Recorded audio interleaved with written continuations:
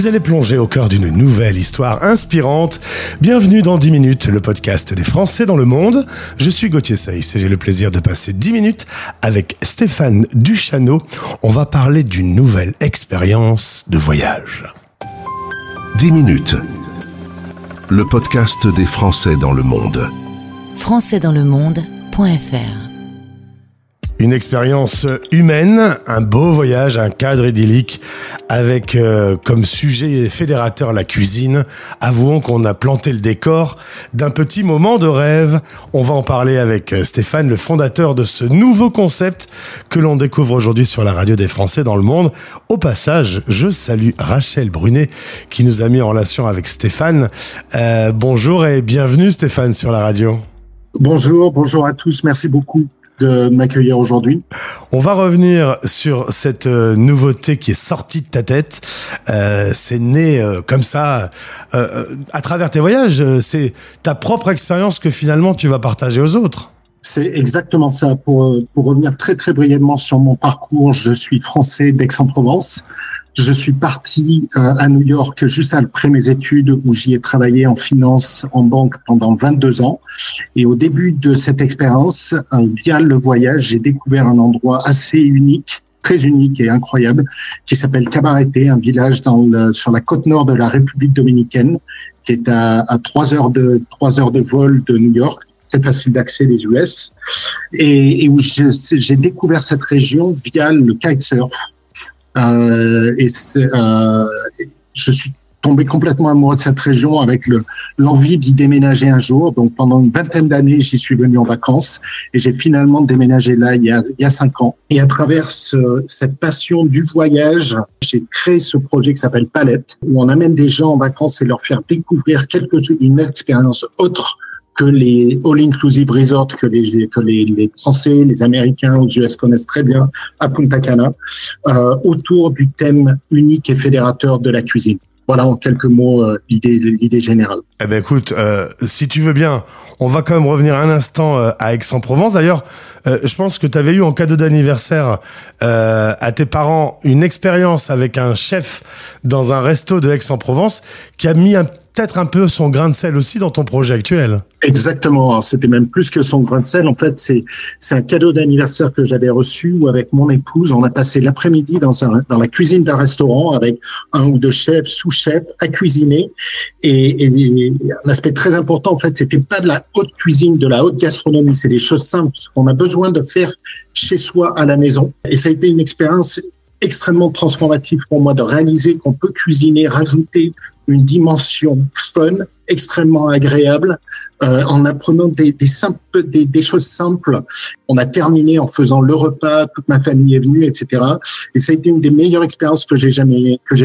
J'ai toujours eu cette fantaisie potentiellement un jour d'avoir un restaurant, mais j'ai totalement conscience du rêve et du cauchemar que ça peut être d'avoir un restaurant. Et donc ce projet que j'ai aujourd'hui, ça permet un petit peu de remettre un petit peu tous ces éléments en place, et donc au travers du voyage faire redécouvrir aux gens le vrai sens du voyage, qui est une découverte, que ce soit une découverte géographique, une découverte culturelle. Donc, j'insiste sur ce thème qui est de dire sortir du resort.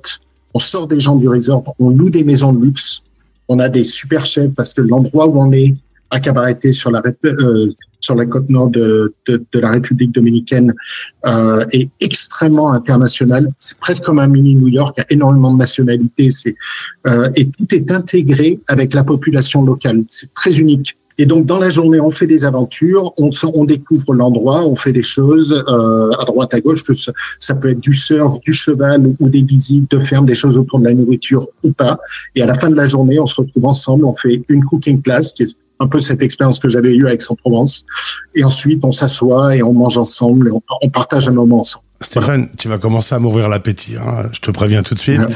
Je reviens à Aix-en-Provence parce que pour rappeler un peu le déroulé de ta vie, il y a eu les études, ensuite il y a eu Lyon, ensuite il y a eu l'école d'ingénieur à Paris, et il y a ce fameux CSNE.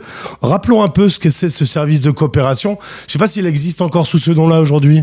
Oui, c'était le service à l'époque, parce que ça fait à peine 30 ans que je l'ai fait. Ah ouais, c'était hier. C'était hier. Voilà, c'était hier. Le service militaire était encore imposé. Donc il y avait le service de la coopération où on pouvait partir pour une entreprise française, faire notre service militaire pour une entreprise française à l'étranger. Donc c'est ce que j'ai fait pour une banque française à New York. Ça existe toujours à mon sens. Ça s'appelle aujourd'hui VIE, c'est volontaire en entreprise internationale comme ça. Mais c'est volontaire. Voilà, c'est sur la base du volontariat. C'est volontaire. À l'époque, tu n'avais pas le choix. Par contre, est-ce que tu avais eu le choix de New York? Alors, en fait, à l'époque, il fallait trouver l'endroit où le faire. Donc oui, tout le monde avait envie d'aller à New York et j'ai eu la chance de trouver. Là, tu me fais revenir loin dans mes souvenirs. Eh ben, t'avais 20 ans.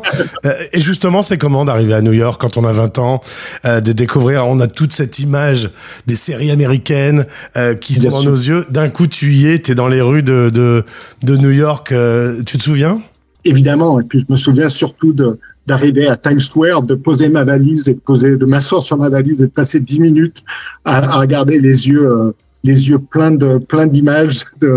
C'est une expérience incroyable. Alors, j'ai eu la chance de le faire. J'y suis arrivé avec littéralement, on était en francs à l'époque, pas un franc dans ma poche, mais bon, j'étais sous l'égide de l'armée, j'avais un boulot, etc. Mais j'ai fait vraiment toute l'expérience du plus bas ensuite où j'ai monté ma carrière sur place avec toujours dans l'idée de ne pas nécessairement avoir une carrière linéaire, de faire toute ma carrière pour une boîte, pour une banque ou en finance, et donc avec cette envie de vouloir faire autre chose un jour et cette envie très forte un jour d'aller habiter une expérience dans les îles. Alors, en l'occurrence, tu pars pour 1 an et demi, tu y restes 22 ans quand même, hein. Tu te maries avec une femme américaine, vous avez aujourd'hui 3 enfants, et il y a donc eu ce petit virage dans les années 90, le kitesurf qui t'a emmené sur des décors paradisiaques aux Caraïbes. Faut rappeler que quand on est à New York, les Caraïbes,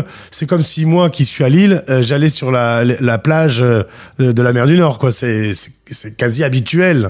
C'est peut-être un petit peu plus que la mer du Nord. J'ai peut-être un peu exagéré sur ce coup-là. Plutôt Barcelone, on va dire. Voilà, j'allais dire, tu peux me dire Lille, Barcelone. Non, mais on est. Alors après, la côte est des États-Unis, c'est large. Ça va de Miami, New York jusqu'à Toronto. Mais oui, on est selon les endroits, on est de 2 à 4 heures de vol. Donc et surtout, c'est très, très facile. On est à côté d'un aéroport international qui s'appelle Puerto Plata où on est à 20 minutes.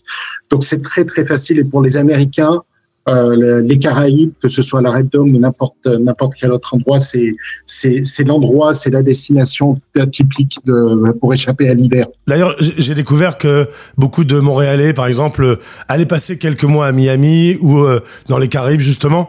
C'est habituel pour échapper à l'hiver de faire un petit saut d'avion, parce que voilà, on fait facilement un petit saut d'avion aux États-Unis et d'aller là-bas.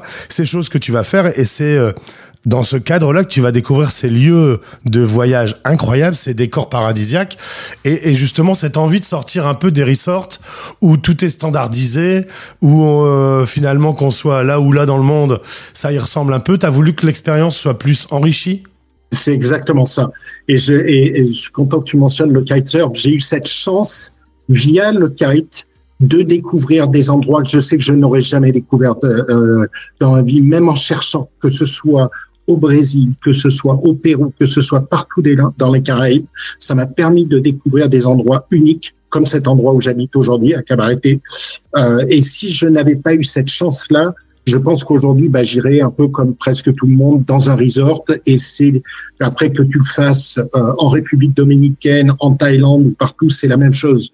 Et ils sont très forts pour vous laisser, pour vous garder à l'intérieur, pour vous emprisonner à l'intérieur des murs, vous faire peur, etc. Alors que et la Repdome, c'est un pays d'une richesse phénoménale.